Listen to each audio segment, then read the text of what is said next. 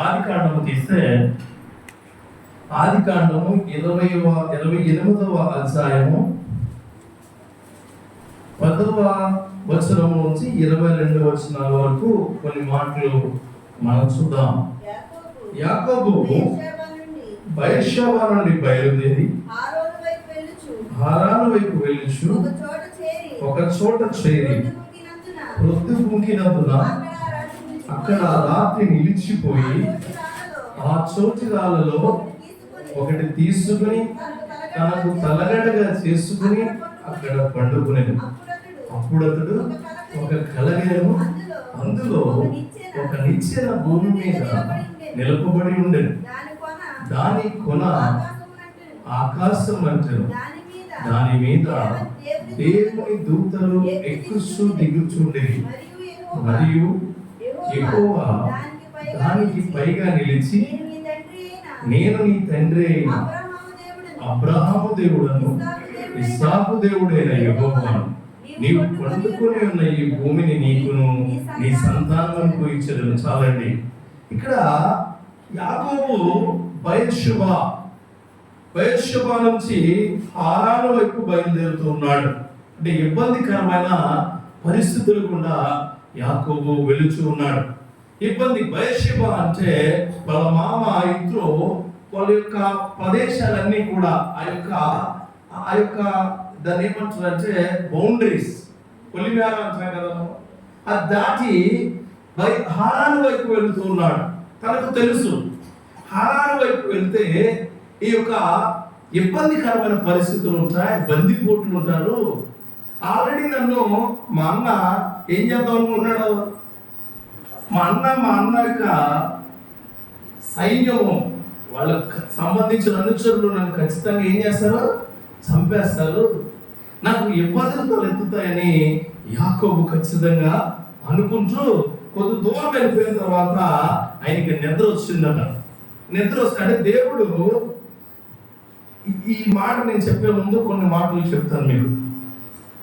మనము అలసటలో వెళ్తున్నప్పుడు, ఇబ్బందుల్లో వెళ్తున్నప్పుడు, కష్టాల్లో వెళ్తున్నప్పుడు, కన్నీళ్లు మనకు అన్నపానీయాలు అయిపోయినప్పుడు ఖచ్చితంగా మనం అలిసిపోతాం. ఏం చేస్తాం, అలిసిపోయి యామార్పుగా నిద్రపోతూ ఉంటాం. ఒక్కొక్కసారి ఇంట్లో జరుగుతూ ఉంటాం. మన ఇంట్లో బాధలు, కష్టాలు, కన్నీళ్ళు ఉంటాయి. వాటితో కొట్టుకొట్లాడుతూనే మనం ఎక్కడుంటే అక్కడే పడుకుని పోతాం. చూడండి, హాస్పిటల్లో కుర్చీలో కూర్చుని నిద్రపోతుంటారు కొంతమంది. వెళ్ళగలిగితే కంగారు అయిపోయి మళ్ళా ఏమైంది అని అడుగుతారు. అంటే ఏ యావలో నిద్రపోతాడు అతను, ఏదో ఒకటి అవుతుందనే ఆ సందర్భంలో. చూడండి, స్కూల్కి వెళ్ళిన పిల్లోడు నిద్రపోతుంటే కొట్టిననే గబగబ కడిగి తీసి రాసేస్తూ ఉంటాడు. అంటే వాడు ఏంటి, ఎడ్యుకేషన్ ఆ రాసే విధానంలో నిద్రపోయాడు. అంటే మనము అంతే, మన బాధలు, ఇబ్బందులు, కష్టాలు ఉన్నప్పుడు ఎవరికైనా కాలు విరిగిందనుకోండి, మీరు చూస్తే మేము హాస్పిటల్కి వెళ్ళినప్పుడు ఒకసారి చూస్తాం, అతను మత్తిస్తారు, మగతలోకి వెళ్ళిపోతాడు. ఆ నొప్పి తెలియదు, కానీ నొప్పి ఉన్నప్పుడు ఎలా కేకలేస్తాడో మనం లేపినా కూడా అదే విధమైన కేకలేస్తాడు. ఇక్కడ కూడా యాకోబు అదే జరుగుతుంది. ప్రొద్దుకుంది, అక్కడ ఉండిపోయాడు. అతను తలగడి కూడా ఏమీ లేవు. అంటే యాకోబు తనతో పాటు ఏమీ తీసుకెళ్ళట్లేదు. అంటే ఖచ్చితంగా మనము ఎక్కడికైనా వెళ్ళినప్పుడు, బస్సు జర్నీ కానీ ట్రైన్ జర్నీ చేస్తున్నప్పుడు మనం బ్యాగ్ పట్టుకెళ్తాం. ఆ బ్యాగ్ దేని కింద వాడుకుంటాం, తలగడి కింద వాడుకుంటాం. కానీ ఇక్కడ యాకోబు అప్పటికప్పుడు బయలుదేరిపోయాడు. ఇన్స్టంటేనియస్ గా దేవుడు చెప్పిన విధానం ప్రకారము బయలుదేరిపోయాడు. అలాగే మనకు కూడా అప్పుడప్పుడు మన కుటుంబాల్లో, మన యొక్క విధానాల్లో కొన్ని సంఘటనలు మనల్ని అప్పటికప్పుడు మొదలు పెట్టేలా ఉంటాయి. దేవునికి స్తోత్రం కలుగును గాక. ఎప్పుడైనా మీరు తొందరగా ఏదైనా మొదలు పెడుతున్నప్పుడు మీరు అర్థం చేసుకోవాల్సింది ఏంటంటే, ఇది దేవుని ఏర్పాటు. ఏంటది? దేవుని ఏర్పాటు. దేవుడి ఏర్పాటు చాలా అసలు మీరు ఊహించలేని విధంగా జరుగుతుంది. ఊహించలేని విధంగా మన ఇంట్లో కష్టం కూడా, మన ఇంట్లో ఇబ్బంది, నష్టము, అనేకమైన సమస్యలు కూడా మనము ఫేస్ చేయడానికి దేవుడి ఏర్పాటు కూడా మిళితమై ఉంటుంది. హల్లెలూయా. నువ్వు అనుకోవచ్చు, దేవుడు నాతో పాటుగా ఉంటే, దేవుడు నాతో పాటు నడిస్తే నాకు అన్ని సుఖాలనేమో. అది అసాధ్యము. పేతురుతో దేవుడు ఉన్నాడు, పేతురు ఇబ్బంది పడలా. దానియేలుతో దేవుడు ఉన్నాడు, ఇబ్బంది పడలా. దావీదుతో దేవుడు ఉన్నాడు, ఇబ్బంది పడలేదు. అబ్రహాముతో దేవుడు ఉన్నాడు, ఇబ్బంది పడలేదు. దేవుడు నీతో పాటు ఉంటే యుద్ధం ఆయన చేస్తాడు. ఆ యుద్ధానికి నువ్వు సన్నద్ధం అవ్వాలి. దేవునికి స్తోత్రం కలుగును గాక. యుద్ధం అయింది, కానీ యుద్ధానికి సామాగ్రిని సన్నద్ధం చేసుకునేది మాత్రం నీవే. అది ఎలాగంటే మీరు అడిగితే, గొల్యాతు పైన యుద్ధం అయింది, కులకరాయి దావీదు. దేవునికి స్తోత్రం కలుగును గాక. సింహాల పైన యుద్ధం అయింది, ధైర్యము దానియేలు. దేవునికి స్తోత్రం కలుగును గాక. హల్లెలూయా. అబ్రహాముకి ఇచ్చిన అనేకమైన వాగ్దానాలు దేవునివి, అబ్రహాము వెళ్ళడము తెగువయ్యింది. దేవునికి స్తోత్రం కలుగును. గుర్తుపెట్టుకోండి, నీ పరిస్థితులు ఇబ్బందికరంగా ఉన్నప్పుడు, చాలా ఇబ్బందికరమైన స్థితిలోకి మనం వెళ్ళిపోయినప్పుడు, ఈ రోజు ఈ వాక్యం ఎందుకు చెప్తున్నానంటే, కొద్ది గొప్ప పాపాన్ని ఉన్న ఒక కొంతమందిలో కొద్ది గొప్ప 50% అయినా ప్రభువా నా పాపాన్ని క్షమించమని అడిగే పరిస్థితిలో ఉంటారు. మనిషి పొగరుగా ఉన్నప్పుడు ఎవరు చెప్పినా వింటే గాని, పశ్చాత్తాపడినప్పుడు ఎవరు చెప్పినా వింటాడు. దేవునికి స్తోత్రం కలుగును గాక. పశ్చాత్తాప హృదయం వచ్చినప్పుడు మనిషి ఎవరి మాట అయినా వినడానికి సరిగ్గా ఉంటాడు, దేవుడి మాట అయితే ఇంకా గొప్పగా వింటాడు. ఈ రోజు నువ్వు ఈ బల్ల ఆరాధన తీసుకునే సమయంలో నేను నీకు చెప్పే మాట ఇదే, నువ్వు దేవుని ఏర్పాటు, దేవుని ఏర్పాటు, దేవుని ప్రజలుగా నీకు దేవుడు ఏర్పాటు చేసుకున్నాడు. అది యాకోబు ద్వారా మనకి చెబుతూ ఉన్నాడు. వెళ్ళాడట, అప్పుడు తలగడ పెట్టుకుని ఉన్నాడట. ఆ తలగడ కూడా ఏంటి? రాయి తలగడగా ఎవరన్నా పెట్టుకుంటారా? అంటే అతను తలగడగా రాయి పెట్టుకున్నాడంటే అతను ఎంత అలిసిపోయాడో చూడండి. దేవునికి స్తోత్రం. తలగడగా రాయి పెట్టుకున్నాడు, ఎంత అలిసిపోయాడు. దోమలు కుట్టేస్తున్నాడు, నిద్రపోతున్నాడంటే ఆ శరీరం ఎంత అలిసిపోయి ఉంటుంది మనిషిది. ఇప్పుడు ఎవరు బయట హాస్పిటల్ బయట శైలిలో నిద్రపోతూ ఉంటాడు, అక్కడ గాలి ఉండదు, ఏముండదు, చెమటలు కారిపోతూ ఉంటాయి. అంటే అతను అలసట. అంటే నీ కుటుంబం అలిసిపోయినా, నీ శరీరం అలిసిపోయినా, నువ్వు అలిసిపోయినా, నీ చుట్టూ ఉన్న ప్రపంచం అలిసిపోయినా, దేవుడు నీకు తలగడగా ఉండబోతున్నాడు. దేవుడే నీకు నువ్వు దేవుడు ఏర్పాటు చేసిన ప్రజలు. మరలా చెప్తున్నాను, నువ్వు దేవుడు ఏర్పాటు చేసిన ప్రజలు. దేవుడు ఏర్పాటు, నువ్వు మరలా చెప్తున్నాను, దేవుడి ఏర్పాటు. చూడండి, ఆయన అంటాడు, ఇప్పుడు ఒక కళ కానంటే ఆయన కలగంటే ఆ కళలో ఏముందట? భూమి నుంచి ఆకాశానికి ఒక నిచ్చెన ఉందట. ఆ నిచ్చెన కొన ఒకటి ఆకాశాన్ని అంటిందట, ఒకటి భూమి నుంచి ఉందట. అంటే దేవుడు ఏర్పాటు చేసిన ప్రజలకి రెండే సంబంధాలు, ఒకటి భూలోకము, రెండు పరలోకము. మధ్యలో ఏది ఉండకూడదు. కానీ మన నుంచులు డిఫరెంట్గా ఉంటాయి, ఫ్లెక్సిబుల్ నుంచులు. ఇప్పుడు చూడండి, కేబుల్ లేకపోతే ఇంటర్నెట్ వేసి వాళ్ళు నుంచులు చేతితో పట్టుకొచ్చేస్తారు, భయంకరంగా ఉంటుంది తెలుసా. ఇలా తీస్తే పెద్ద నుంచులు వచ్చేస్తాను, ఎటుపడితే వేసుకొచ్చారు. మనం ఇప్పుడు చాలా మంది బైబిల్ పట్టుకున్న వాళ్ళు నుంచులు ఏంటంటే, బాధలో కష్టాలు వచ్చినప్పుడు ఒక కొన భూమి మీద ఉంటుంది, ఒక కొన పరలోకంలో ఉంటుంది. నీకు సంతోషాలు వచ్చినప్పుడు ఒక కొన మీ ఇంటి దగ్గర ఉంటే ఇంకో కొన ఊరంతా తిరిగేది, ఇంకో కొన ఎక్కడ తిరిగేది? ఊరంతా తిరిగేది. ఇప్పుడు నీ పక్కింటి వాళ్ళకి ఇబ్బంది వచ్చినప్పుడు ఒక కొన ఎక్కడ ఉంటుంది, ఇంకో కొన వాళ్ళ ఇంటికి వెళ్తుంది, ఇంకో కొన ఊరంతా తిరిగి.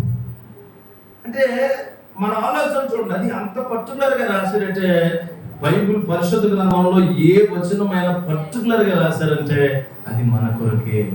నువ్వు అంత దూరంగా ఏం చూడవు. ఏం చూస్తావంటే, నువ్వు ఒక కొన భూమి మీద వేశారు, ఒక కొన పైన వేశారు, ఇంకో మాట ఉంటుంది వెనక. ఒక కొన భూమి మీద వేసామంటే నీకు సంబంధించిన మాట, ఒక కొన పైన వేసామంటే దేవుడికి సంబంధించిన మాట. దేవుని ప్రజలు నీ మాట ఆయన మాట ఒకలాగే ఉండాలి. హల్లెలూయా. ఆ నిచ్చెన ఆ పైకే ఉండాలి. దేవుని ప్రజలు దేవుని చొరవతో ఏర్పడతారు. హల్లెలూయా. దేవుని చొరవతో, inclusion of the God's presence. గుర్తుపెట్టుకోండి, దేవుని చొరవతో ఏర్పడతారు. దేవుడి చొరవ అంటే ఏంటి? ఇప్పుడు నీకు అన్నం పెట్టాలి, ఇంటికి అమ్మ వెళ్తారు, ఎవరు పెట్టాలి? అమ్మే పెట్టాలి. అమ్మ లేదనుకోండి, తర్వాత వేరే అక్క చెల్లి ఎవరుంటే అంటే వాళ్ళ చదువుతో నీకు ఏం పెడతారు?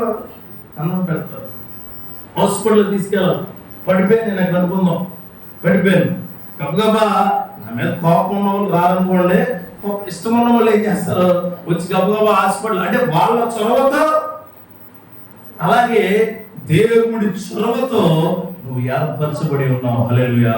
అంటే ఆయన అన్నాడు, తల్లి గర్భంలో ఉండగానే నిన్ను నేను ఎరుగుదును. తల్లి గర్భంలో నీకు విషయం తెలుసా? తల్లి గర్భంలో నీకు రూపం ఉండదు, నీకు కొన్ని పోలికలు ఉండవు, నీకు ఏ విధమైన రూపు కానీ, ఏ విధమైన నీ మాట ఎలా ఉంటుంది, నీ కళ్ళు ఎలా ఉంటుంది, నీ కాళ్ళు ఎలా ఉంటాయి, నీ ప్రవర్తన ఎలా ఉంటుంది, నీ ఫేస్ ఎలా ఉంటుంది, నీ లైఫ్ ఎలా ఉంటుందో తల్లి గర్భంలో తెలియదు. కానీ అయినా నీ తల్లి గర్భంలో ఉండగా 5వ సంవత్సరం తెలుసు, 10వ సంవత్సరం తెలుసు, 15వ సంవత్సరం తెలుసు, నువ్వు బ్రతికే దినములన్నీ కూడా ఎవరికి తెలుస్తాయి? అలాగే యాకోబుది ఆయనకి తెలిసి ఉన్నది. అక్కడ ఇంకో మాట ఉంటుంది, తర్వాత చూడండి. అంటే 13వ వచనం నుంచి మొదలవుతుంది. యాక్చువల్గా ముందు స్టోరీ చెప్తున్నా. దాని కొన ఆకాశం మధ్యలో, దాని మీద దేవుని దూతలు, మళ్ళీ ఏమన్నది? దాని మీద దేవుని దూతలు ఎక్కుచు. అది దేవుని దూతలు నీ దగ్గరికి రావాలి, నీ దగ్గర నుంచి వెళ్ళాలి. మన ట్రాఫిక్ జామ్ అయిపోయింది, మన రోడ్ లైన్ బాగాలేదు. మన రోడ్ లైన్ ఎలా ఉంది అసలు? మొత్తం ఎప్పుడో వరద కొట్టిపోయినాయి. అది వచ్చి కింద కోరం కనపడుతుంది, పైన కోరం మనకు కనపడుతుంది, మధ్యలో ఉన్నాయి. ఆ లేబర్కి మధ్యలో స్టెప్స్ ఏమీ కూడా కనిపించట్లే. ఎందుకు కనిపించట్లేదంటే అది నీ వలన మాత్రమే, అది నీ వలన మాత్రమే. కొంతమంది అంటారండి, ఆడపిల్లకి పెళ్లి చేయాలని ఆశపడుతూ ఉంటారు. ఆశపడి అంటారు, ఆ పిల్లలకు పెళ్లి చేస్తే గొడవ వదిలిపోతుంది. ఏంటంటే గొడవ వదిలిపోతుంది. గొడవ వదలు అక్కడి నుంచి మొదలైంది. దేవునికి స్తోత్రం కలిగారు. అసలు బాధ్యత ఎక్కడ మొదలైంది? అక్కడే. ఈ కొన ఎక్కడేసి ఇంకో కొన అక్కడికి వేసావు. నువ్వు ఎక్కుతూ దిగుతూ ఉండాలా. రైతులో నువ్వు ఎక్కుతూ దిగుతూ ఉండాలా. పని అయిపోయింది అనుకోకండి. ఏది నాకు గవర్నమెంట్ జాబ్ వస్తే పని అయిపోయిందండి, అక్కడే మొదలైంది. అక్కడే మొదలైంది. ప్రతి ఆఫీసర్కి వంగి కట్టాల్సిందే. ఎలా వాడతారు తెలుసా?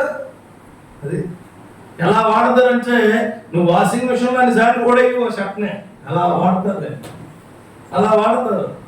కాబట్టి ఆ ఫంక్షన్కి వెళ్తే ఒక పని అయిపోతుంది, అక్కడే మొదలైంది.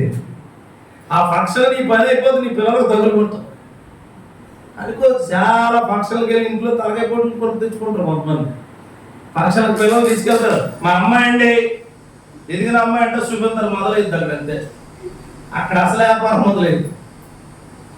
నువ్వు వెళ్ళిపోయి మా అబ్బాయి అండి అక్కడెక్కడో చదువుతున్నాడండి, మా అమ్మాయి అండి చాలా పద్ధతి. ఎవరు చెప్పమనండి? మీ పిల్లల పద్ధతి వాళ్ళకి ఎప్పుడు తెలియాలి? అలా ప్రవర్తించేటప్పుడు తెలియాలి. నువ్వు చెప్తే కాదు. కొంతమంది తల్లిదండ్రులు పిల్లల మీద ప్రేమ ఉండొచ్చు, తప్పేం లేదు. పిల్లల మీద ప్రేమ ఉండొచ్చు, కానీ ఆ ప్రేమని ఎదుటివాడు కూడా అదే విధంగా చూపిస్తారు అనుకోమాకండి. నీ పిల్లలు నీకే ముద్దు, ఎదుటి వాళ్ళకి అంత ముద్దు ఎప్పటికీ కాదు. గుర్తుపెట్టుకోండి, ఇది సత్యం, ఇది సత్యం, ఇది సత్యం. అందుకే మన బిడ్డను తీసుకెళ్ళినప్పుడు పరిచయం చేయమాకండి. నేను ఎక్కడికైనా నా పిల్లలు తీసుకెళ్తే ముందుకు ఏకేసి మా అబ్బాయి మన అసలు పరిచయం అడుగుతారు, ఎక్కడ ఉంటాడు. ఎందుకు పరిచయం చేయకూడదండి? నీ పిల్లల్నే నిన్ను చూసే విధానంలోనే వాళ్ళు కూడా వాళ్ళు చూస్తారు, కానీ వాళ్ళ ప్రవర్తనలో చూడాలి. హల్లెలూయా.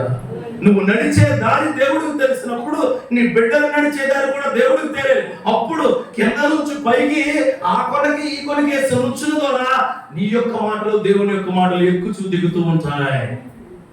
దేవుడి ప్రజల యొక్క ఏర్పాటు దేవుడి యొక్క చొరవతో మాత్రమే జరుగుతుంది. అంతేగాని నువ్వు చొరవ తీసుకుని వెళ్ళిపోయి చూడండి ఫోటోలు తీస్తావు, అక్కడ మీ పని ఉండదు, టక్మని ఎక్కేస్తాం. నాది కూడా నీదేం తీయాలి? ఎందుకు నువ్వు నీ చొరవ తీసుకోమాక, నీ ఇంపార్టెన్స్ ఉంటేనే వెళ్ళు. నీ ఇంపార్టెన్స్ ఉంటేనే వాళ్ళు. చూడండి, ఎవరైనా ఫంక్షన్ అవుతూ ఉంటుంది, వాళ్ళ ఇంట్లో లేదో మాట్లాడుకుంటారు, నువ్వు వెళ్ళిపోతాయి. 100 మంది కదా, 250 మందికి వెయ్యాలి, ఇక్కడ వచ్చి 100 మంది ఉంటారు. మిగిలిపోయిందల్లా నీ ఎదరైతే తిట్టరాళ్ళు, నువ్వు ఇంటికి వెళ్ళిపోతే తాడి మోటార్ ఆడి మాట నాకు కాబట్టి అందరూ మటన్ వేస్తున్నారండి, మీరు మటన్ వేసి వాడికి తెలుస్తుంది మటన్ ఎత్తే ఎలా ఉండదు. నువ్వు నీ చొరవ తీసుకోమాక, దేవుడి చొరవతో నేను అక్కడ ఏర్పరుస్తాడు. Praise the lord. దేవుడి చొరవ చాలా ఇంపార్టెంట్. అంటే దేవుడి యొక్క చిత్తం అంటారు దాన్నే. ఏమంటారు? దేవుడి చిత్తం. ఆ అమ్మాయిని అక్కడ ఐఐటీలో జాయిన్ చేశారంటే మీ అమ్మాయిని కూడా ఐఐటీలో జాయిన్ చేద్దాం అనుకుంటాం. ఇంట్లో మీ అమ్మాయి సరిగా అంత క్యాలిబర్ లేనప్పుడు అస్మాను నీ చొరవ తీసుకుని తిట్టేస్తాం మీ పిల్లలు. ఏమని? పనికి మారిందని నువ్వు, పనికి మారిందని బాగుపడదు. చూడు, ఆ పిల్ల ఎక్కడో చదివింది. ఎవరిని కంపేర్ చేయమాక. దేవుడు చూడండి, బైబిల్లో ఏ ప్రవక్తని కంపేర్ చేయలేదు. Praise the Lord. ఏ యుద్ధవీరుడిని కంపేర్ చేయలేదు, ఏ పాపిని కంపేర్ చేయలేదు. కానీ ఒక విషయంలో అందరూ పాపం చేసి ఉన్నారు అంటాడంటే చూడండి, యూనిక్ అందరూ. Abraham unique. అబ్రహాం ఒకలాగా ఉంటాడు, సారా ఒకలాగా ఉంటుంది, లోతు ఒకలా ఉంటాడు, లోతు బిడ్డలు ఒకలా ఉంటాడు, లోతు భార్య ఒకలా ఉంటుంది. యెహోషువ ఒకలా ఉంటాడు, యెహోషువ నాయకత్వం వేరు, మోషే నాయకత్వం వేరు. దానియేలు ఒకలా ఉంటాడు, దానియేలు కొడుకు ఒకలా ఉంటాడు, దానియేలు మనవడు ఒకలా ఉంటున్నాడు. దానియేలు నుంచి వచ్చి ఆ రక్తం నుంచి వచ్చిన యేసుక్రీస్తు ఒకలా ఉంటాడు. దేవునికి స్తోత్రం కలుగును గాక. అందుకని సేమ్ నీకులాగే ఇంకొకరిలా నువ్వు ఉండాలని, నీలాగే వాళ్ళు ఉండాలని ఎప్పుడు కూడా నువ్వు అనుకోమాక. వీళ్ళు చిన్న కూర్చున్నాక మొదలెట్టేస్తారు. సేమ్ మేనమామలాగే చేసేస్తాడు. అంటే మంచి చేస్తే చెడు చేస్తే లాన్ అంటాడు, నీ మాయలాగే వచ్చాను. అమ్మ ఏమంటుంది? మంచి చేసిన వల్ల అమ్మ ఏమంటుంది? సేమ్ రా అలాగే ఉన్నాం. అది ఏదైనా చెడు పని చేసాడు అంటే మీ మాయలో తయారు. ఎవరిని కంపేర్? క్రైస్తవ బిడ్డలు, క్రైస్తవ మనుషులు వేరే వాళ్ళతో పోలికే లేదంటాడు దేవుడు. వేరే వాళ్ళతో నా జనాంగము, నేను ఏర్పరచుకున్న జనాంగము నాతోనే పోలిక. దేవునికి స్తోత్రం కలుగును గాక. నా రూపాన్ని మీరు సృజించబడ్డారు, నా రూపాన్ని మీకు ఇచ్చిన దేవుడు తన స్వరూపాన్న మిమ్మల్ని క్రియేట్ చేసి ఇచ్చాడు. మీరు పోల్చుకుంటూ ఆయనతోనే పోల్చుకోవాలి. హల్లెలూయా. ప్రభువా, నీలా విశ్వాసమున కనపరచు. యేసయ్యా, నీలాగే ఉండాలను. నీలా ముఖం మీద ఉమ్మేస్తే తుడుచుకునేలాగా, మాకు రక్తం వచ్చేలా కొట్టినా మేము మీకు అర్పించుకునేలాగా. హల్లెలూయా. ఎక్కడ పడితే ఆ శాస్త్రులకు, పరిచయులకు, సద్దుకైలకు, ఆ చుట్టూ ఉన్న జనాంగానికి లొంగని మనస్సు ఇవ్వండి. నాకు లొంగకూడదు, ఎవరికే లొంగకూడదు. ఇప్పుడు చిన్న లొంగిపోతున్నారు అసలు మనుషులు. చిన్న విషయాలు అసలు లొంగకూడదు. దేనికి? లొంగని వాడే క్రైస్తవుడు. Praise the lord. లొంగని ఎవరికే? చాలా సమానంగా ఉంటాడు క్రైస్తవుడు. ఇది అంటాడు చూడండి, అక్కడ చూడండి, ఆ మాట నాకు కావాలి. చూడండి, కిందకి పైకి దేవదూతలు వస్తున్నారట. 11వ వచనం కావాలన్నారు. మరియు యెహోవా దానికి పైగా నిలిచి ఎక్కడున్నాడైనా పైగా, ఆయన పైన ఉన్నవాడు. అందుకే ఆయన అంటాడు, కింద ఉన్న వాటిని వేటిని కూడా మీరు don't search for precious things. నేను కింద భూమి మీద దొరికే దేన్ని కూడా వెతకొద్దు అంటాడు, పైన ఉన్న వాటిని వెతకండి. మేము కూడా వెతుకుతున్నాం అండి. బొమ్మల వాళ్ళ పైన ఉన్నాయి, అటిక మీద ఉన్నాయి. మనం కూడా ఎక్కడ వెతుకుతున్నాం? పైన ఉన్నాయా? మన పాప అంటది, అన్న ఆత్మాను ఫోన్లో ఉంటుంది ఏంటమ్మా, దేవుడు పై బట్టి వెతకమన్నాడు కదా, ఎందుకు అలాగంటే అంటది. టవర్ కూడా పైన ఉంటుంది కదా అన్నాడు. టవర్ ఎక్కడ ఉంటుంది? అది ఎంత లాజికల్గా మాట్లాడుతుందో చూడు. ఇంకేమన్నా నేనేం మాట్లాడలేదు. రెండో మాట, ఆ అమ్మాయికి తెలుగుతుంది ఇప్పుడు దానికన్నా పైన ఎవరు ఉన్నారని. అంటే టవర్ పైన ఉందంట, అందుకని పైకి మాట్లాడుతుందంట. పైకి పాతకాలంలో మాట్లాడేవారు. ఎక్కడైనా ఆఫీస్కి వెళ్ళినప్పుడు ఎవరైనా ఏదైనా అడిగినప్పుడు పైన వాళ్ళతో మాట్లాడి చెప్తామండి అంటే వీళ్ళందరూ అనుకునేవారు పై అంతస్తులో ఉంటాడే. కాదు, ఆఫీసర్ స్థాయి పెద్దదని. అలాగే మన దేవుడు పైన ఉంటాడు. Praise the Lord. పైన ఉంటాడు. ఇంతకు ముందు బాంధవ్యాలు అసలే లేవు. ఇప్పుడు బాంధవ్యాలు, భార్య భర్తల మధ్య ఇంకా ఒక బంధం అలాగే ఉంది. కొద్దిగా పిల్లల తల్లి మధ్య బంధాలు ఎప్పుడో ఎగిరిపోయినాయి. ఇంకా అత్తమామల వాళ్ళ మధ్య అసలే లేవు. అది ఇప్పుడు కాదు, 20th సెంచరీలోనే పోయినాయి. ఎక్కడ 2K అన్నారు కదా అప్పుడే. వాళ్ళు వచ్చిందా? ఉన్నాయి. అల్లుడు వచ్చాడా? ముందు వస్తానంటే వెళ్ళిపోతుంది కదా బయటికి. అలాగే అయిపోయిందంటే ఇంకా క్రైస్తవ ప్రపంచంలో ఉన్న మనుషులు ఇంకా దేవుడు భయవాడిగానే చూస్తున్నారు. దేవుడికి స్తోత్రం కలుగునుగాక. ఎవరైనా సరే దేవుడి మాట విననమ్మకంగా ఉంటే వాడు దేవుడి కంటే పైన ఉన్నాడని ఆశపడుతూ ఉంటాడు. దేవుడే పైన ఉన్నాడంటే కనీసం ఇంట్లో మాట అయినా సరే అతను వినేవాడిగా ఉంటాడు. ఆడపిల్లలు ఉన్నారు వీళ్ళందరూ కూడా, మీరు నాదే అల్టిమేట్, నేను చెప్పిందే వినాలా, నేను చెప్పిందే చేయాలా, నేను చెప్పిందే మీరు సత్యంగా వినాలంటే దేవుడి కంటే నువ్వు ఎక్కడికి వెళ్ళిపోయావు? నువ్వు కూడా అంతే. ఎప్పుడు కూడా మీరు సేవకుడిగా మేము అనుకున్నదే జరగాలనుకుంటే నువ్వు దేవుడి కంటే పైకి. ఆయన అంటాడు కొన చివరి ఉన్నాడంటే ఎవరు?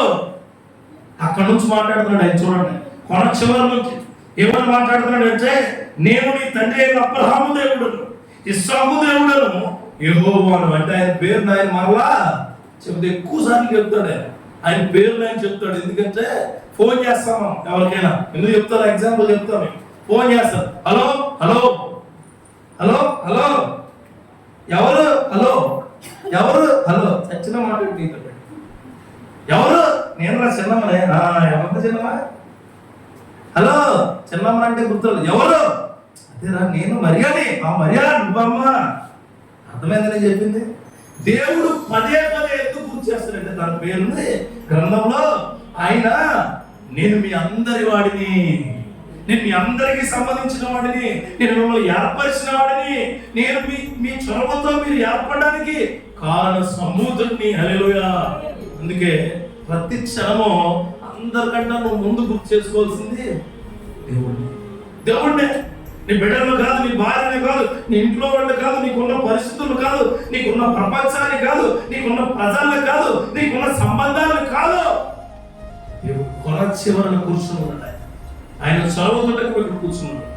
నువ్వు ఊపిరి పీల్చుకున్నాడు ఆయన చొరవ, నువ్వు ఉద్యోగం చేస్తున్నాడు ఆయన చొరవ, నీకు బిడ్డలు ఉన్నాడు ఆయన చొరవ, నువ్వు పాపం చేసి ఇంకా బ్రతుకున్నవాటి కూడా ఆయన చొరవే. చాలా జాగ్రత్తగా దేవుడి యొక్క ఇన్వాల్వ్మెంట్ నీ జీవితంలో లేకపోతే నువ్వు మృతమై ఉంటావు.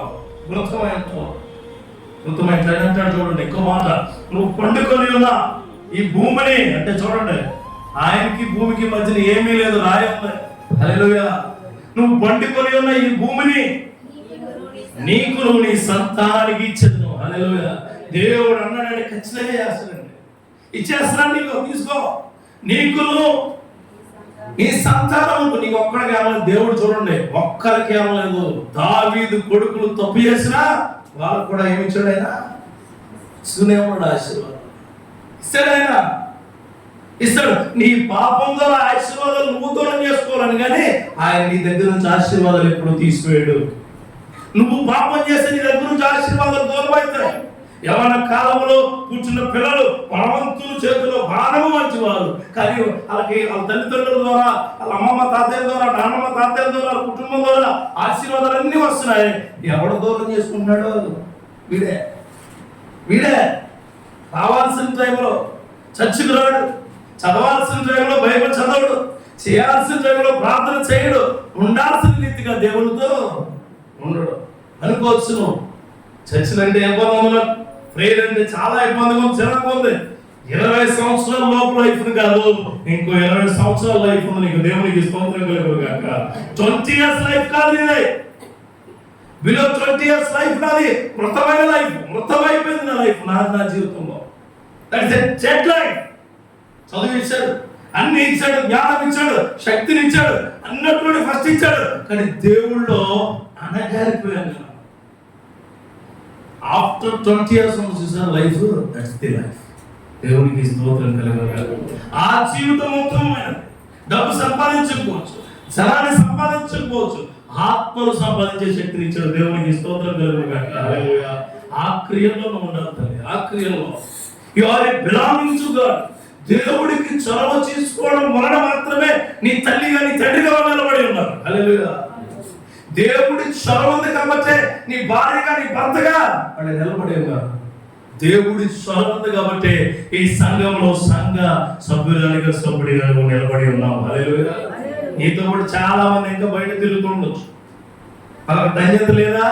ఉన్నదేమో. వస్తుందా రాదా? వస్తుందో రాదో మనకి తెలియదు. ఎప్పుడు వస్తుందా అంటే ఈ నృత్య చివరైనే ఉంటాడు, పైన కూడా వీడే ఉంటాడు. ఆ పైన దేవుడు ఉంటాడు అనుకున్న వాడికి ధన్యత ఖచ్చితంగా ఉంటుంది. ఆ ధన్యతను నువ్వు మెలుగుతో ఆశపడుతున్నావు అంటే చూడండి, నువ్వు పండుకొని ఉన్న ఈ భూమిని ఎవరికి ఇస్తాను? నీకును నీ సంతానానికి ఇచ్చేదను. భయం ఫస్ట్ చొరవ దేవుడు నీ దగ్గర ఎందుకు తీసుకుంటాడంటే ప్రతి ఒక్కరికి భయం అనేది ఉంటుంది. ఆయన దేవుని చొరవతో నువ్వు ఏర్పడతావు అంటే భయం. చూడండి, ఎవరైనా హాస్పిటల్కి వెళ్ళాలంటే నీ ఇంట్లో కాకుండా బయట వస్తే నీకు ఏముంటుంది? ధైర్యం ఉంటుంది. మీరు ఉంటే చాలండి, మీరు ఉంటే చాలు. మాకు హాస్పిటల్కి పిలిచినప్పుడు ఖచ్చితంగా ఎవరు పిలిచినా వెళ్తాను, ఎవరు పిలిచినా ఏం చేయనా సరే వెళ్తాను. ఎందుకంటే మనం అక్కడికి వెళ్ళడం వల్ల మనకి ఏమొస్తుంది? నువ్వు చేసే పని నువ్వు చేస్తే దేవుడు చేసే పని దేవుడు ఖచ్చితంగా చేస్తాడు. నువ్వు బ్రతకించు. ఆపదలో ఎవరైనా పిలిచినప్పుడు, భయంతో ఎవరైనా ఉంటున్నప్పుడు, ఇబ్బందులతో ఎవరైనా ఉంటున్నప్పుడు, నీ శత్రువా, నీకు కానివాడా, నీ రక్త సంబంధ, నీకు అసలు తెలుసో తెలియదని చూడమాకండి. భోజనం ఆగిపోయినా వాడి దగ్గరికి, అది బైబిలే చెప్తున్నాం. హల్లెలూయా. బాధలో దుఃఖంలో వారి ఇంటికి వెళ్ళి వారిని ఓదార్చును, వాడితో పాటు ఉండుము. దేవునికి స్తోత్రం కలుగును గాక. బాధలో ఉన్నవాడితో పాటుగా మంచి సమరయుడు కథించి, మంచి సమరయుడు కథించి, మంచి సమరయుడు ఏం చెప్పాడు? మనకి వచ్చాడు, పోట్లకోల వాళ్ళ ఇంటి దగ్గరికి తీసుకెళ్ళి ఎవరిని దింపాడు? దెబ్బలు చిన్నవాడిని దింపి వాడికి కావలసినంత ఇచ్చి మరలా అంటాడు, అతతో సరిపోకపోతే మరలా నేను వచ్చిస్తాను, అతను బాగా చూసుకో. దేవుడు నీకు అదే చెప్తున్నాడు. You are the involvement of God. భూమి మీద నువ్వు ఉన్నావంటే దేవుడు ఇన్వాల్వ్మెంట్ ఉందమ్మా. చదువుకుంటావంటే దేవుడు ఇన్వాల్వ్మెంట్.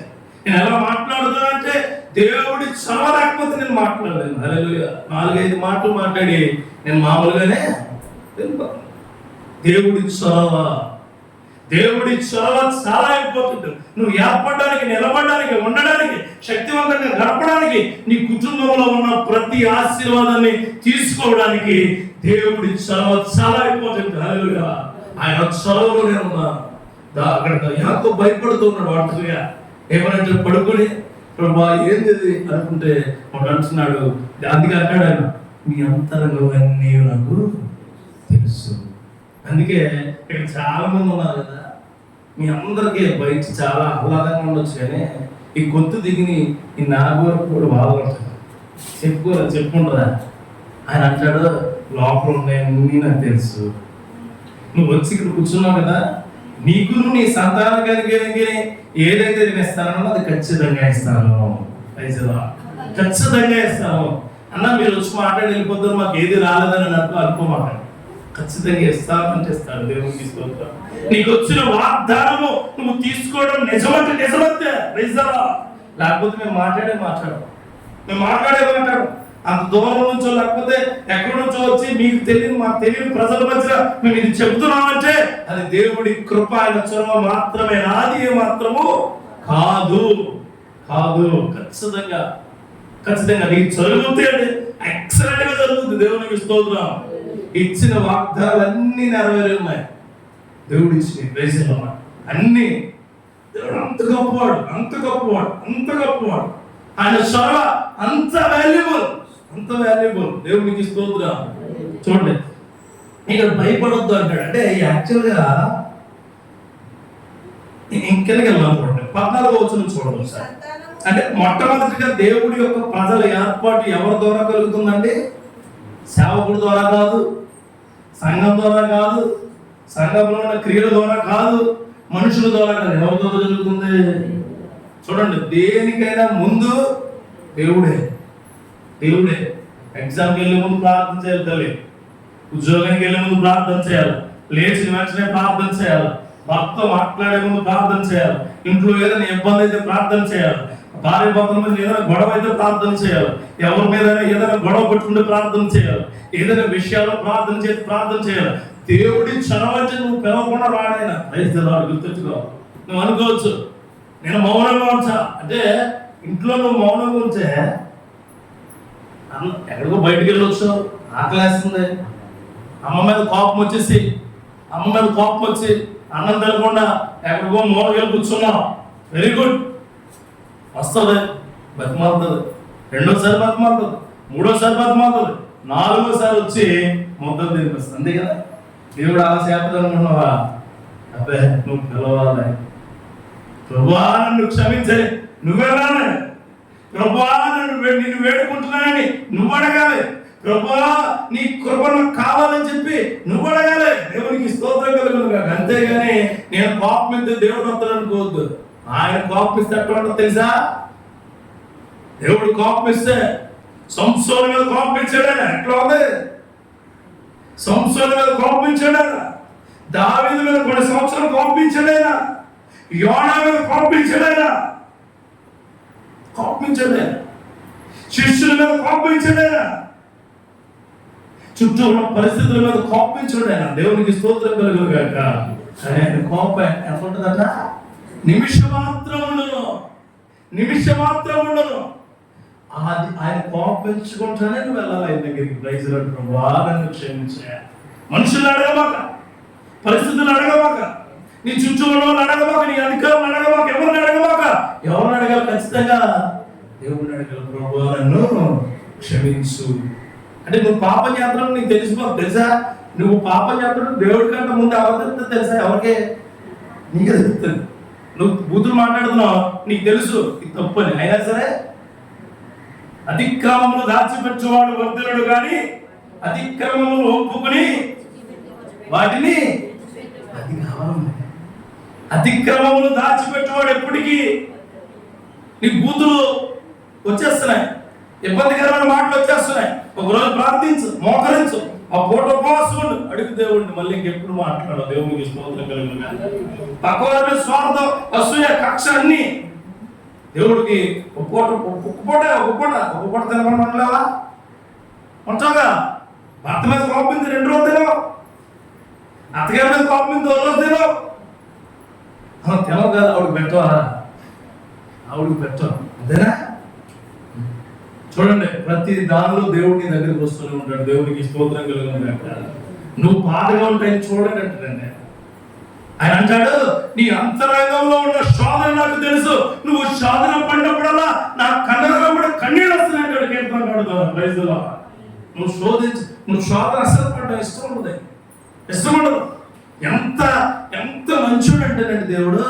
దెయ్యాన్ని కూడా పాపం, ఆ సేనా దెయ్యాలు ఉంటాయి చూసారా? నేను అది చదివినప్పుడల్లా కొత్త ప్రసంగం వస్తుంది. ఆ సేనా దెయ్యం బతుమనుకుంటే ఆ దెయ్యాన్ని అంటాడు, నీ మాట చెప్పునే చచ్చిపోద్దని తెలిసి కూడా, అదే అంతరించిపోద్దని తెలిసి కూడా పందులతో పంపించమని రిక్వెస్ట్ చేసుకుంటే, అంటే దెయ్యాలని కూడా ఆయన సాతాను మాట కూడా అంటాడు. ఆయన ఒకసారి యోబు గ్రంథంలో అంటాడు ఆయన, యోబు నువ్వేదో అనుకుంటున్నట్టు ఉన్నావు తెలుసా?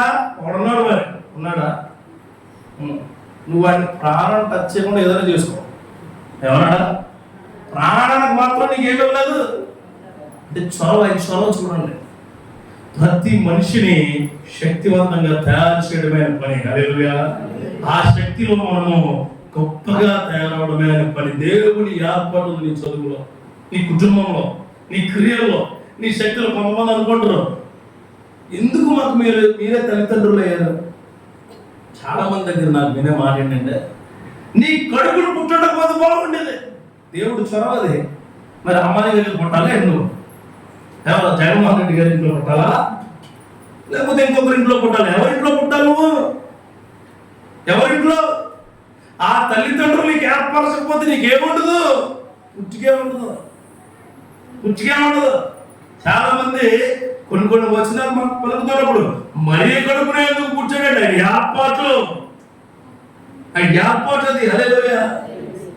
ఏర్పాటు అంటే చాలా మంది యవనస్తులు పిల్లలు ఎక్కువ మాట్లాడినంటే, నువ్వు నా తల్లిగా పుట్టడం నాకు చాలా అసహ్యం. ఏంటి అసహ్యం ఉందా? ఎందుకంట బిడ్డలకి ఆ అసహ్య కార్యాలు నేర్పేది ఎవరు? తల్లిదండ్రులు. నా బంగారు కూతురు అంటారు. బంగారంతో సొత్తు సేవటి కూడా ఉండదు. బంగారు కూతురు అంట. బంగారం అంటే నేను వచ్చినప్పుడు మా వాడు చాలా మంది అంటారు, నా బిడ్డను ఇప్పుడు వరకు నేను ఏంటి చెయ్యి కూడా చేసుకోలేదండి. నీ మీద కాల్ చేసుకుంటారు అలా, చెయ్యి కూడా చేసుకోలేదండి. ఎందుకంటే చెయ్యి చేసుకోలేదు? ఎందుకు? చూడండి, తల్లిదండ్రులు పిల్లలను జాగ్రత్తగా పెంచే వాళ్ళ ఇంట్లో దేవుడు చూడండి. దేవునికి స్తోత్రం కలిగిన దేవుడి విలువ తెలియాలా, సంఘం విలువ తెలియాలా, సంఘ కాపరి విలువ తెలియాలా, చివరికి తల్లిదండ్రుల విలువ కూడా బిడ్డలు. రెండో మాట 14వ వచనం చూడు, నీ సంతానం భూమి మీద లెక్కకు ఇసుక రేణువుల వలె అగును.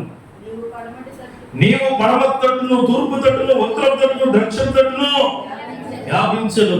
భూమి యొక్క వంశముల నీవు నీ మూలముగాను నీ సంతాన మూలముగాను ఆశీర్వదించబడను. హల్లెలూయా. రెండోది, దేవుడి ప్రజల ఏర్పాటు ఎలా ఉంటుందంటే ఆయన వాగ్దానం ద్వారా ఉంటుంది.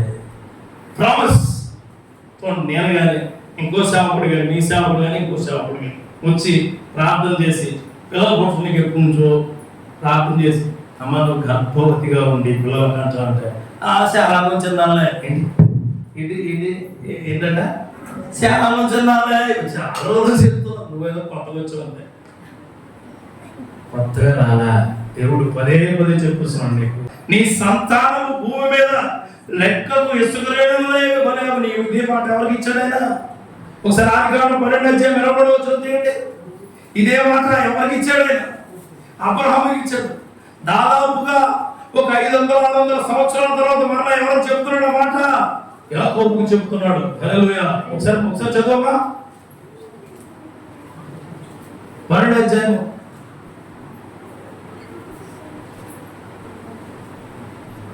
2-3 వచనాలు. నిన్ను గొప్ప జనం ఎరుముడనా, నిన్ను గొప్ప జనముగా చేసి నిన్ను ఆశీర్వదించి నీ నామమును గొప్ప చేయి. నీ ఆశీర్వాదముగా ఉండు. నిన్ను ఆశీర్వదించుకొని ఆశీర్వదించు, నిన్ను దూషించు వారిని శపించను. భూమి యొక్క సమస్త వంశమును యందు ఆశీర్వదించమని అబ్రహాముతో అనగా చాలండి. 500 సంవత్సరాల తర్వాత ఆ వాగ్దానం మరలా ఎవరు చెప్తున్నాడా? యాకోబు నీకు ఇంకో విషయము, తూర్పు ఎంతవైపు ఉంది, పడమర ఎంతవైపు ఉంది, ఉత్తరం ఎంతవైపు ఉంది, దక్షిణం ఎంతవైపు ఉంది, మొత్తం ఈ లోకాలిటీ అంతా కూడా ఎవరు ప్రజలు ఉంటారా? నీ ప్రజలే. నీకు ఇచ్చిన వాగ్దానం ఇప్పుడు వరకు ఎవరైతే నిన్ను అవమానించి గేలి చేసి ఇబ్బంది పెట్టారో వాళ్ళందరికీ కూడా చెప్పే వాగ్దానం ఉంటుంది. హల్లెలూయా. నీ కుటుంబం బాగుపడదంటాడు తూర్పు నుంచి వచ్చావు. నీ కుటుంబం లేవనెత్తబడదంటాడు. నీ కుటుంబం ఎందుకు పనిచేయదు అంటాడు. నీ కుటుంబం దరిద్ర కుటుంబం అంటాడు. కానీ మీరందరికీ తెలియజేసే వాగ్దానం ఏంటంటే దేవుని వాగ్దానం. హల్లెలూయా. నువ్వు ఆశీర్వదించబడతావు, నువ్వు గొప్పగా ఉంటావు, చాలా గొప్పగా ఉంటావు. చూడండి, దేవుడు తోడుగా ఉంటాడంట. 21వ అధ్యాయం తీయండి ఒకసారి. 21వ అధ్యాయము 22వ వచనం. ఆ కాలంలో అబీమెలెకును అతని సేనాధిపతి ఫికోలును అబ్రహాముతో మాట్లాడి, నువ్వు చేయి పనులన్నిటిలో దేవుడు నీకు తోడై ఉండును గాక. కనుక చాలండి, నువ్వు చేయి పనులన్నిటిలోనూ నీ వాగ్దానం ఎలాంటిదంటే, రేపు పంట వేస్తారు. పంట వేసినప్పుడు నువ్వేం చెప్తావు తెలుసా? చుట్టుపక్కల ఏమీ ఉండవు కాబట్టి నాది కూడా అవి మానేయండి ముందు. అంటే పిల్లల్ని కంపేర్ చేయడం కాదు, పంటలు కూడా కంపేర్ చేయకూడదు. వాళ్ళు ఎవరో చెరువులు వేసినట్ట వాళ్ళకి పోయింది, నాది పోయింది, నాది కూడా పోయింది అని ఎప్పుడు పక్కోళ్ళతో ఎప్పుడు కంపేర్ చేసుకోండి. పంటలో కానీ తిండిలో కానీ. అక్కడెక్కడో బిర్యానీ తిన్నాడట, ఆడికి ఏదో అయ్యిందంటే నాకు కూడా అతను బాడీ తొట్టుకోలేదు, ఏదో చెయ్యింది. ఎప్పుడు దేవుడి వాగ్దానం ద్వారా నువ్వు ఏర్పరచబడతావండి. ఆయన వాగ్దానం చాలా గొప్ప. నీ సేవకుడు కానీ ఎవరు చెప్పినా సరే ఆ వాగ్దానమే. చూడండి, ఒక ఆవిడికి దీర్ఘకాలిక జబ్బు చెప్పలేదు, చాలా దీర్ఘకాలం ఎవరు చెప్పుకోలేదు, నాకు చెప్పుకోలేదు. ప్రార్థన చేసి అమ్మ ఖచ్చితంగా తగ్గుద్ది అంటే, అయ్యా తగ్గుతుందో తగ్గుతుందో అన్నది కాదు, ఆ జబ్బు అందరికీ తెలిస్తే నాతో పాటు ఎవరు ఉండరు, నాతో పాటు ఎవరు రారు అంటే 3 years బ్యాక్ ప్రార్థన చేసి ఎవరితో మాట. అప్పుడు ఆవిడ ఉంది, మనం ప్రార్థన చేసుకుంటే ఒక మాట ఉంది, అయ్యా మా చుట్టూ జరుగుతున్నది చూసి మన నమ్మకం కలిగి మీరు చెప్పారని ప్రార్థన చేస్తాను. ఒకవేళ తగ్గింది అనుకోండి, ఆ జబ్బు కోసం అందరికీ చెప్తాను, దేవునికి స్తోత్రం జరుగుతుంది. తగ్గలేదు అనుకోండి, నేను చచ్చిపోతాను. ఆవిడ జబ్బు 0% లెవెల్ వచ్చింది. దేవునికి స్తోత్రం కలుగును గాక. దేవుడిచ్చిన వాగ్దానం ఈ ప్రపంచంలో ఎవరు తీర్చలేనిదైనా తీర్చబడేదిగా ఉంటుంది. సాక్ష్యం చెప్పుకుంటుంది. సాక్ష్యం చెప్పు. మా తమ్ముడు కూడా చెప్పలేదు. సాక్ష్యం చెప్పుద్ది. చాలా ఇబ్బందికరమైన చెప్పదు, కానీ ఆ దేవుడు తన కృపతో ఆ క్రియను జరిగించి వాగ్దాన రీతిగా నిలబెట్టాడు. అందుకే నీకు దీర్ఘకాలికంగా లాస్ట్ టైం చెప్పినట్టు ఏదన్నా సరే ఎవరి కొరకు ఎదురు చూడాలా? ఆయన వాగ్దానం కొరకు ఎదురు చూడాలా. ఎదురు చూడడం అంటే ఇప్పుడు సండే బైబుల్ కదా, సండే మిగిలిన టైంలో బైబుల్ తీరు. మిగిలిన టైంలో బైబుల్ చదివేవాళ్ళు ఎంతమంది ఉంటారు? 100 మంది ఉంటే 10 మంది ఉంటారు. ఇక్కడ నాకు తెలుసు 10 మంది కూడా ఉంటాం. ఖచ్చితంగా చెప్తాను. మీ ఆడపిల్లలు అయితే ఆ తీరు. మీరు ఎప్పుడు చేస్తారు తెలుసా? బైబిల్ సండే స్కూల్ వచ్చినప్పుడు, లేకపోతే ఏదైనా ఆరాధన జరుగుతున్నాడు, అబ్బో మీ బైబిల్ తీసే విధానం ఎట్లా ఉంటుందంటే, మా అబ్బాయిది ఆడపిల్లలనే చర్చికి వచ్చినప్పుడు షర్టు సూపర్, సున్ని సూపర్, నువ్వు వేసుకునే డ్రెస్ సూపర్, అన్ని సూపరే. నీ లోపల హృదయం చూసావా? కంపు. అది దారుణమైన కంపు అన్నమాట. అంటే మీరు అందరూ సిగ్గుపడతారంటే కంపెనీలో లాజిక్ ఎలా అంటే చెప్తారు. పనసకాయలు దొంగ కూడా ఉన్నాడు, అది తెలుసా? పనసకాయలు దొంగ. ఆడు పనసకాయలన్నీ తొమ్మలన్నీ పట్టుకెళ్ళి ఇంటికి పట్టుకెళ్ళి దాచేసుకున్నాడు. ఎవడు దుప్పాడంటే ఎవడు దుప్పాడు ఆడు ఫీల్ అయిపోతుంది. అంటే అలా వెళ్తూ ఉంటే అందరూ ఎవరో ఒకరు దొరికితే అలా వెళ్తుంటే అందరూ ఆగారు. ర్యాక్స్ వల్ల అవుతుంది అలా ఆగితే పనసకాయ ఎక్కడ కూర్చొని లేదు స్పెల్ల కదా చెండాడంటే కాన్సెప్ట్ ఇంటికే చూస్తే ఉన్నాయట. అప్పుడు సిగ్గుతో తరలించుకున్నాడట. ఎందుకు? దొంగ డైరెక్ట్ గా దొరికితే ఏమొస్తుంది మనిషికి? తరలించుకోమాట అన్న, మేము అలా ఉండమని చెప్పాలి. లేకపోతే రెండోది, యేసుక్రీస్తు వారు యెరూషలేము వీధుల్లో తిరుగుతున్నప్పుడు, అరే ఇంకా వీధిలో రాకూడదు అని ఏమంటారు తెలుసా? నేను రాను, మీరు అందరూ మార్చబడతారు.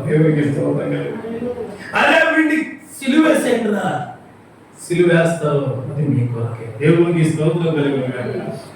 ద్వేషించబడిన ప్రతి క్రైస్తవుడు దేవుడి చేత ఆశీర్వదించబడతాడు. హల్లెలూయా. నువ్వు అట్లా ఉంటే దేవుడు ఇంకోలా నేను ఉంచబోతాడు. అందుకే ప్రతిరోజు ఎవరు చొరవ తీసుకోవాలి? గుర్తుపడి 15 ఏళ్ళ నుంచి 25 ఏళ్ళ వరకు చాలా ఇబ్బందిగా ఉంటుంది శరీరం. అది ఎవడైతే దాచుకుంటాడో వాడే దేవుడు రెక్కలుగా ఉంటాడు. దేవునికి స్తోత్రం. ఎవడైతే ఆ శరీరేచ్ఛకు బలైతాడో వాడు రేపు పొద్దున పాప క్షమాపణ నిమిత్తం ఆ బోన్లో నుంచి క్షమించేయంటే నీ మాటలు ఇంకేమి కూడా అనపడవు. చాలా జాగ్రత్తగా ఆడుకోవాలి. వస్తాయంటే ఆలోచనలు వస్తాయి. నేను రాదండి, నాకు నేను రోజు ప్రార్థనలో ఉంటాను, తప్పు అబద్ధం చెప్తాను. ఖచ్చితంగా వస్తాయి. శరీరం ఖచ్చితంగా వస్తుంది నీకు. ఆ శరీరం వచ్చినప్పుడు నువ్వేం చేయాలో కూడా చెప్తాను. నీకు ఆ శరీరం వచ్చినప్పుడు దేవుని చొరవ కోసం అడగాల. ప్రైజ్లార్డ్. ప్రభువా నాతో ఉండవు, బైబిల్ ఉంది, మోకరించి ప్రార్థన చేయి. నీకు ఇంకా శరీరెచ్చులు ఎవరితోనో ఫోన్ మాట్లాడాలి, ఎవరితోనో నువ్వు సంభాషించాలి, ఎవరి దగ్గరకో వెళ్ళిపోవాలి, ఎవరితోనో నువ్వు కాపురం ఉండాలి, ఎవరితోనో పెళ్లి చేసుకోవాలని ఉంటే భోజనం మానేసి ప్రార్థించు. భోజనం మానేసి ఆ శరీరానికి నువ్వు ఫీడింగ్ ఇవ్వకపోతే ఆ శరీరంలో చేయడం పేకల వరకు తిన్న తర్వాత మిద్దె ఎక్కడండి? ఎవడో పేక వరకు తినేసి మిద్దె ఎక్కడ? దావీదు మిద్దెకి తినమన్నాడా? పొద్దుగా ఉన్న ఆవిడ స్నానం చేద్దామన్నాడు. అమ్మన్నాడా? నేను చెప్పింది అబద్ధాలు కాదు, ఇబ్బందులు కాదు. ఎక్కడ ఉంది? బాగా తినేసి సాయంకాలం ఓట్లు వాకింగ్కి వెళ్ళాడు. కొరగాడు వెళ్ళి ఏం చేశాడు? సంసారం నువ్వు కత్తి వేయించుకోకరా, నువ్వు ఆ ఊరు ఎక్కడంటే ఫ్రెండ్స్ తోటి టింగు ఆడించుకుంటూ వెళ్ళాడు. ఎవరి దగ్గర పడిపోయాడు అంతే. అరే బాబు, నువ్వు వద్దురా, నువ్వు వెళ్ళకరా, వాళ్ళతో తినకరా, నువ్వు వాళ్ళతో ఉండకరా, వాళ్ళ ప్రవర్తించకరా అంటే లేదు, నా ఇష్టం బాగలేదని చెప్పి నేను ఇటు గీకించుకున్నాడు మొత్తం. దేవుడు వాగ్దానం ఇచ్చాడు, నీ చుట్టూ మీద ఏం పడకూడదు, నీ తల్లిదండ్రులు మాట విను. చివరికి తల్లిదండ్రులకి అనక దేవుడు కృపండి తల్లిదండ్రులకు వచ్చి చెప్తాడు, నేను ఆ పిల్లలనే పెళ్లి చేసుకుంటా. ఏమంటా తెలిసావుడా? వాళ్ళకి మనకి సెట్ కాదు. సెట్ కాదు. ఇప్పుడు తల్లిదండ్రులు చాలా మంది చెప్తారు సెట్ అవ్వకపోతే నీకు నాకు సెట్ కాదు అనుకున్నాడు. నువ్వు వాళ్ళకి నీకు సెట్ కాదంటే నీకు నాకు సెట్ కాదంటే. దేవుడి వాగ్దాన ప్రకారం నడిచే పిల్లలు చాలా శక్తివంతులుగా ఉండాలి. హల్లెలూయా. గుర్తుపెట్టుకోండి. అధ్యాయము 24-25 అంటాడు, యెహోవా నిన్ను ఆశీర్వదించి నిన్ను కాపాడును గాక. యెహోవా నీకు తన సన్నిధిని ప్రకాశింపజేసి నిన్ను కరుణించును గాక. యెహోవా నీ మీద తన సన్నిధి కాంతి ఉదయింపజేసి నీకు సమాధానము కలుగు చేయును గాక. అట్లు వారి ఇశ్రాయేలు మీద తన నామమును ఉచ్చరించడం వల్ల నేను వారిని గుర్తుపెట్టుకోండి. ఆయన వాగ్దానం నెరవేరాలంటే నువ్వు దేవుడి నామాన్ని ఖచ్చితంగా ఏం చేయాలా? పలుకుతూనే ఉండాలి. దేవుడికి స్తోత్రం కలిగిన పలుకుతూనే ఉండాలండి. అంటే అయినది మనకు బాధనే ఉంటాయి. ఒక్కసారైనా ప్రార్థన చేసేవాళ్ళు అనుకున్నాం కదా, దేవుడికి స్తోత్రం. ఒక్కసారైనా, అది ఆదివారం రోజుకి ఒక్కసారైనా ప్రార్థన చేసేవాళ్ళు. ఒక్కసారి అవ్వలేదు ప్రైజ్. రోజుకి 2 సార్లు, రోజుకు 3, ఏమన్నాం రోజుకు 3 సార్లు ప్రైజ్లో. రోజుకి మీకు గుర్తొచ్చినప్పుడల్లా ప్రార్థన చేసేవాళ్ళు ఎవరున్నారా? ఎవరు ఉన్నారు? ఎవరంటారండి? ఆదివారం ప్రార్థన చేసేవాడిగా కాదు, దేవుడి కార్యాలను ప్రార్థించేవాడిగా ఉండాలి. హల్లెలూయా. దేవుడి విధానాలను ప్రార్థించేవాడిగా ఉండాలి. ఆ క్రియలు నీకు మొలుచును గాక. చివరకు మాట చెప్పు, 20 వచనం చదవండి. అప్పుడు యాకోబు నేను తిరిగి నా తండ్రి ఇంటికి క్షేమంగా వచ్చినట్లు దేవుడు నాకు తోడై ఉండి నేను వెళుచున్న ఈ మార్గంలో నన్ను కాపాడి తినుటకు ఆహారమును ధరించుటకు వస్త్రమును నాకు దయచేసిన యెహోవా నాకు దేవుడై ఉండెను. మరియు స్తంభముగా నేను నిలిపిన ఈ రాయి దేవుని మందిరమగును. మరియు నీవు నాకు ఇచ్చి యావత్తు 10వ వంతు నిశ్చయంగా నీకు చెల్లించునని దేవుణ్ణి మొక్కుకును. ఇక్కడ ఒక మాట అన్నాడు, ప్రభువా నేను మరలా ఎక్కడికి వెళ్ళిపోవాలి? నా తండ్రి ఇంటికి వెళ్ళిపోవాలి. నా తండ్రి ఇంటికి వెళ్ళినప్పుడు ఎటువంటి బాధలు వస్తాయని చెప్పి దేవుడికి చెప్పలే. ఏమన్నాడు ఆయన? చూడండి, ఏమన్నాడు? నాకు తోడై ఉండి. ఎలా ఉండాలా? తోడై ఉండడం అంటే దేవుడు అనుగ్రహం కలిగి ఉండడం. హల్లెలూయా. మూడవది, మొట్టమొదటి ఏంటి? దేవుడు ప్రజలు ఎలా ఏర్పడతారు? దేవుడు ప్రజలు ఎలా ఏర్పడతారండి? దేవుడి ఇన్వాల్వ్మెంట్ అంటే దేవుడి చొరవతో ఏర్పడతారు. రెండవది, దేవుడి వాగ్దానాల ద్వారా దేవుడి ప్రజలు ఏర్పడతారు. మూడవది చూడండి ఎలా ఏర్పడుతుందో చెప్తారు. ఒక వ్యక్తి చర్చకు వస్తాడు, అతనికి ఏం తెలియదు అసలు. వచ్చినప్పుడు అతను ప్రార్థన చేసి నీ కుటుంబంలో మంచి జరుగుతుందని చెప్పినప్పుడు ఖచ్చితంగా జరిగింది అనుకోండి, ఏమొదలన్నా దేవుణ్ణి అంటే వాగ్దానం ద్వారా అతను దేవుని ప్రజలుగా ఏర్పరచబడ్డాడు. ఇక్కడ కాపాడడం, రక్షించడం, మనకు తిండి పెట్టడం, మనం నడిపించడం, మనకు అన్ని రావడం, అది ఎవరి ద్వారా నిలబడి ఉంటాయి? దేవుని ద్వారా. అంటే దేవుడి అనుగ్రహం ద్వారా దేవుని ప్రజలు ఏర్పడతారు. మూడోది దేవుడి అనుగ్రహం. ఎక్కువ ఇక్కడ కూర్చున్న వాళ్ళందరికీ ఏముండదు తెలుసా? ఏముండదు ఇదే దేవుడి అనుగ్రహం ఉండదు. దేవుడి అనుగ్రహం లేకపోతే ఇంట్లో గొడవలు అవుతాయి. దేవుడి అనుగ్రహం లేకపోతే నీకు శరీరం ఉంటుంది, నీకు బలం ఉంటుంది, అన్నీ ఉంటాయి, డబ్బులు అప్పై ఉన్నది ఉన్నట్టు ఖచ్చితంగా. దేవుడు అనుగ్రహం లేకపోతే నీ చదువు ఎంత ఫీజులు కట్టినా నీ చదువు. దేవుడు అనుగ్రహం ఉంటే ఉన్నది ఉన్నట్టుగా నిలబడుతుంది. హల్లెలూయా అంటాడు, కాపాడు మార్గం అంతటిలో కూడా నాకేమివే? తినుటకు ఆహారమే. మార్గములన్నిట్లోనూ తినడానికి నాకు ఏం కావాలా? తిండి కావాలా. తిండి ఎవరు ఇస్తారండి? వేరే వాళ్ళు ఇస్తారా? ఆయన అనుగ్రహమే. దేవుడి అనుగ్రహం ఉంటే, దేవుడి యొక్క అనుగ్రహంలో నువ్వు మెలిగితే, దేవుడి అనుగ్రహాల ప్రకారము నువ్వు నీ జీవితంలో ముందుకు వెడితే నీ జీవితం నిలవబెట్టబడబోద్ది. అంటే ఫస్ట్ 2 వచ్చిన తర్వాత దేవుడిని వదిలేస్తారండి. ఈరోజు నేను షార్ట్ మెసేజ్ కూడా నాది అదే. ఏంటంటే వాగ్దానం వచ్చే వరకు బాగానే ఉంటారు, వాగ్దానం ఇచ్చే వరకు చాలా శక్తివంతంగా ఉంటారు. వాగ్దానం ఇచ్చాక ఏం చేస్తారంటే వాగ్దానం ఇచ్చాక ఏం చేస్తారంటే ఖచ్చితంగా వాగ్దానం ఇస్తారు దేవుడు. ఇచ్చి నీకు బిడ్డ పుడుతుంది అంట. బిడ్డ పుట్టింది. పుట్టినరోజే ఎవరు మర్చిపోతారు? దేవుణ్ణి, సేవకుణ్ణి, సంఘాన్ని, అందరూ. మనం అందరం వెళ్ళి అక్కడికి వెళ్ళి తయారు చూపులు చూస్తాం. దేవుడు అనుగ్రహం ఓకే, వెరీ గుడ్. దేవుడు ఇచ్చింది మళ్ళీ వెనక్కి తీసుకోడండి. ఏది దేవుడు ఇచ్చింది ఏది వెనక్కి తీసుకోడు. ఎవరి దగ్గర నుంచి ఎప్పుడు తీసుకోలేదు ఆయన. అంత గొప్పవాడు దేవుడు. ఏది వెనక్కి తీసుకోడు. కానీ అనుగ్రహం కోల్పోతారు. ఎవరు అనుగ్రహం? ఎదుగుదలలో అనుగ్రహం ఉంటుంది, తన కృపలో అనుగ్రహం ఉంటుంది, తన దీవెనలో అనుగ్రహం ఉంటుంది, తన ఆశీర్వాదంలో అనుగ్రహం ఉంటుంది, తన మాటలో అనుగ్రహం ఉంచుంది. దేవుడు అన్ని మనకి ఇచ్చేసాడండి అని చెప్పి ముసుకెట్టి పడుకున్నాం అనుకోండి, ఏముండదండి? దేవుడి అనుగ్రహం ఉండదు. అందుకే గుర్తుపెట్టుకో, బాప్తిజం తీసుకుంటూ పని అయిపోద్దండి. ఏంటి తప్పు? మహా ఘోరమైన తప్పు అన్నమాట. బాప్తిజం తీసుకోమ్మా, ఎందుకు ఏజ్ అయిపోతుందని చెప్తాడు ఒక పాస్టర్. ఒళ్ళు మండిపోతుంది నాకు అసలు. ఏజ్ అయిపోతే బాప్తిజం తీసుకోవడం ఏంటి? పని అయిపోద్దమ్మా. ఇదిగో మీ అమ్మ తీసుకుంది, మీ నాన్న తీసుకుంది, నువ్వే నా తీసుకోలేదు. తీసుకోలేడు. నువ్వు చెప్తే తీసుకోకూడదు. దేవుడి క్రియలు అతను తెలుసుకుని తీసుకోవాలా. అది అనుగ్రహం. Praise the Lord. బాప్తిజం తీసుకుంటే చాలా మంది అంటారు దేవుడు అనుగ్రహం వచ్చేస్తుందండి. ఏది కాపుదల ఉంటుందంటే అనుగ్రహం ఏమి? ఆయన రెక్కల చాటు ఉంటావు, ఆయన ఎగిరిపోయినంటే ఎగద్దెత్తిపోతుంది. అర్థమైందా? చెప్తాను. అనుగ్రహానికి కాపుదలకి తేడా చెప్తాను. అనుగ్రహం అంటే కోడి పిల్లలు ఉంటాయి కదా మనకి.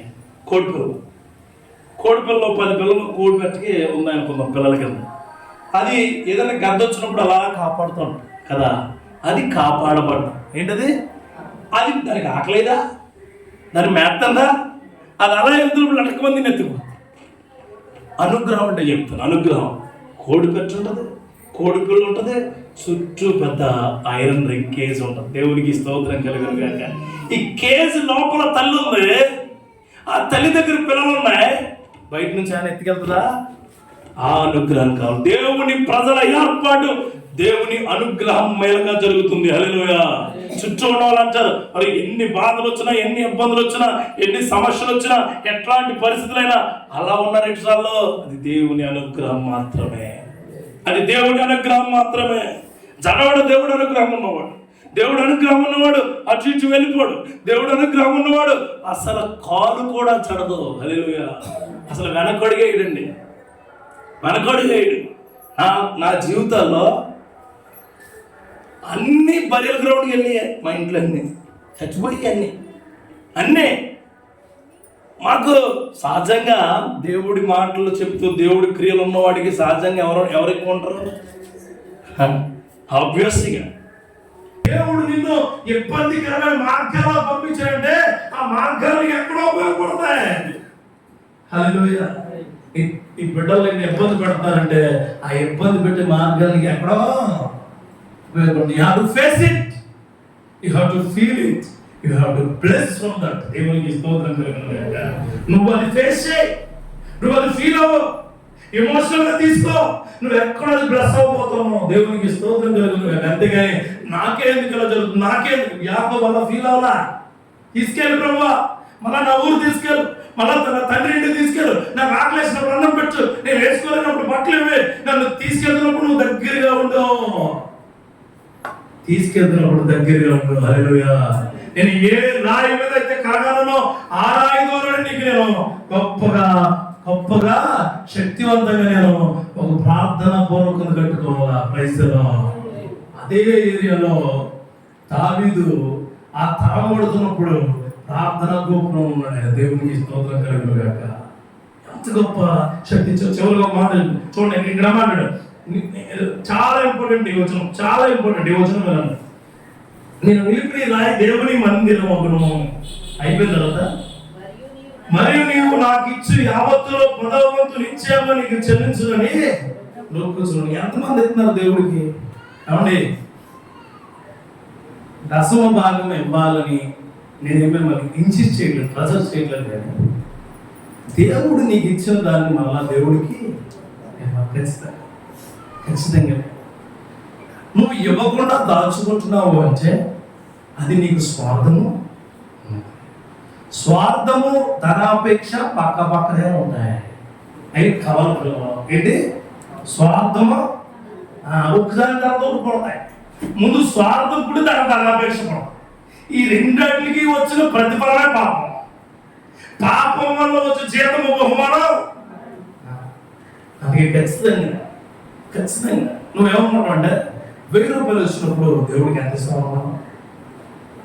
10,000 వచ్చినప్పుడు దేవుడికి 1000 రూపాయలు. ఒక 50,000 వచ్చినప్పుడు దేవుడికి